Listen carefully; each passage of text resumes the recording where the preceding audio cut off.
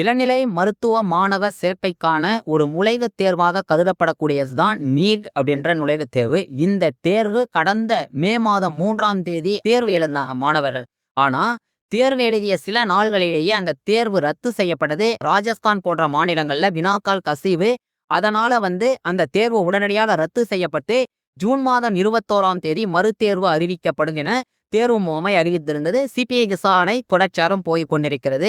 அதுல சம்பந்தப்பட்ட ஆசிரியர்கள், பேராசிரியர்கள், தனியார் டியூஷன் சென்டர்ஸோட உரிமையாளர்கள் இப்படி தொடர்ச்சியா கைது செய்யப்பட்டு வராங்க. இந்த தேர்வை பாத்தீங்கன்னா இந்தியா முழுவதும் 22,70,000 மாணவர்கள் இந்த தேர்வை எழுதுறாங்க.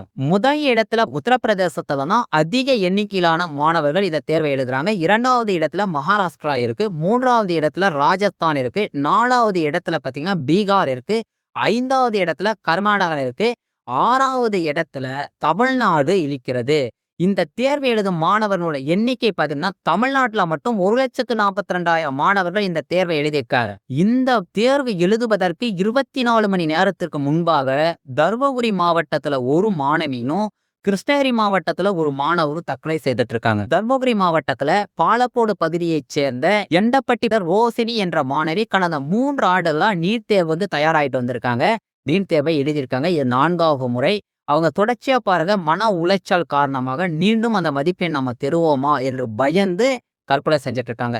இதே போல கிருஷ்ணகிரி மாவட்டத்துல ஒசூர் பகுதியைச் சேர்ந்த பாவலூர்ல அடுக்குமாடி குடியிருப்புல வசிக்கக்கூடிய வெற்றியானந்தம் என்ற மாணவர் 3 ஆண்டுகள் தொடர்ச்சியா வீண் தேர்வை எழுதியிருக்காரு.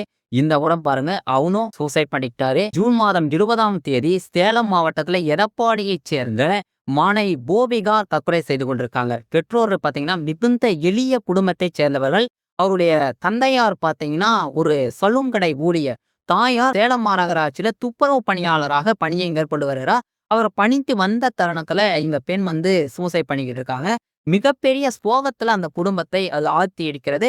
அவங்களும் கடந்த 3 ஆண்டு காலமாக இந்த நீட் தேர்வை எழுதியிருக்காங்க. மே மாதம் 3ஆம் தேதி அந்த தேர்வை எழுதியிருக்காங்க. மறுபடியும் இந்த தேர்வு ரத்தானதுனால மிகப்பெரிய மன உளைச்சலுக்கு ஆளாகியிருக்காங்க. கடந்த ஜூன் மாதம் 17ஆம் தேதி கோவை மாவட்டத்தை சேர்ந்த அணுக்கியத்தன தற்கொலை செய்து கொண்டாங்க.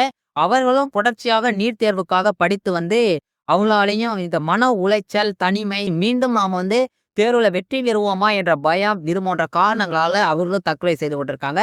இது போன்ற 4 நாட்கள்ல 4 மாணவர்கள் தற்கொலை செய்து கொண்ட சம்பவம் தமிழகத்தை உலுக்கியுள்ளது என்றே சொல்லலாம். இதற்கு தீர்வு என்ன அப்படின்னு நம்ம பார்க்கும்போது, ஒட்டுமொத்த தேசத்திற்கும் இந்த தேர்வை ரத்து செய்ய வேண்டும். அனைத்து மாநிலங்களுக்குமே இந்த தேர்வை ரத்து செய்து 12ஆம் வகுப்பு பொதுத் தேர்வின் அடிப்படையிலே மருத்துவ மாணவர் சேர்க்கையை நடத்த வேண்டும். இல்லை என்றால் குறிப்பாக தமிழகம் போன்ற மாநிலங்களுக்காவது இதற்கு விலக்களிக்க வேண்டும். நீட் தேர்வில் இருந்து விலக்களித்து மருத்துவ மாணவர் சேர்க்கையை அவர்கள் 12ஆம் வகுப்பு பாடத்திலே எடுக்கக்கூடிய மதிப்பெண் அடிப்படையிலேயே நடத்தப்பட வேண்டும் என்பதே அனைத்து இந்த குழந்தைகள் இழந்த பெற்றோர்களின் கோரிக்கை மட்டுமல்ல, ஒட்டுமொத்த தமிழக மக்களின் கோரிக்கையாக இது இருக்கிறது.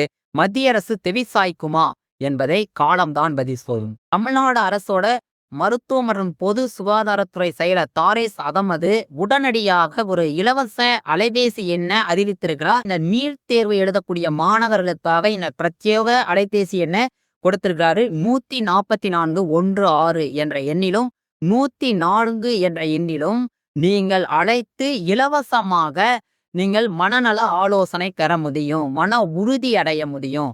எனவே நீங்க இந்த எண்ணை குறித்து கொள்ளுங்கள். 14416 அல்லது 104 என்ற எண்ணை அழைத்தால் அவர்கள் உங்களுக்கு மனநல ஆலோசகர்கள் கட்டாயம் உங்களுக்கு ஆலோசனை வழங்குவார்கள். மன உறுதியை பெற்றுக்கொள்ள முடியும். தற்கொலை எண்ணங்களை தடுக்க இது போன்ற எண்கள் அறிவிக்கப்பட்டுள்ளன என்று மருத்துவம் மற்றும் குடும்ப நலத்துறை செயலர் திரு தாரேஸ் அகமது அவர்கள் தெரிவித்திருக்கிறார்.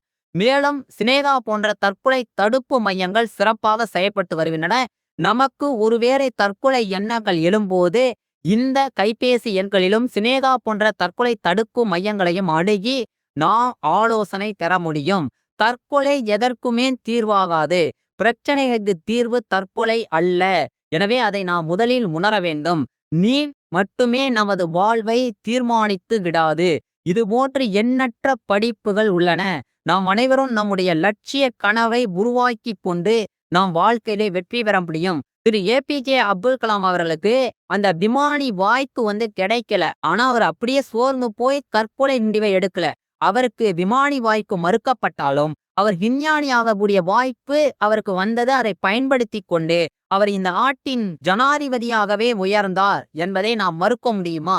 எனவே நமக்கு ஒரு வாய்ப்பு மறுக்கப்படும் போது பல்வேறு வாய்ப்புகள் இந்த சமூகத்திலே கொட்டி கிடைக்கின்றன.